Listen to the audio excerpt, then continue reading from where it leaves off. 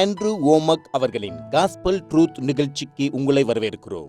இயேசு இருக்கிற பிரகாரமாக நாமும் இவ்வுலகத்தில் இருக்கிறோம் என்று 1 யோவான் 4:17 சொல்லுகிறது. இந்த வசனம் மறு உலகத்தில் நாம் அப்படி இருப்போம் என்று சொல்லவில்லை.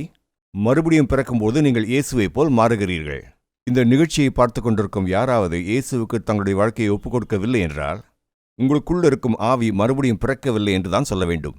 ஆகவேதான் வசனம் சொல்லுகிறது, நீங்கள் மறுபடியும் பிறக்க வேண்டும். நீங்கள் ஆலயத்துக்கு ஒழுங்காக சென்று உங்கள் வாழ்க்கையை சற்று சீர்படுத்திக் கொள்வது மட்டும் அல்ல, வெளிப்படையான மாற்றங்களை குறித்து இந்த வசனம் பேசவில்லை. உங்கள் செயல்களை பற்றியும் அல்ல, அடிப்படையாக உங்களுடைய ஸ்பாவம் மாற வேண்டியதாக இருக்கிறது.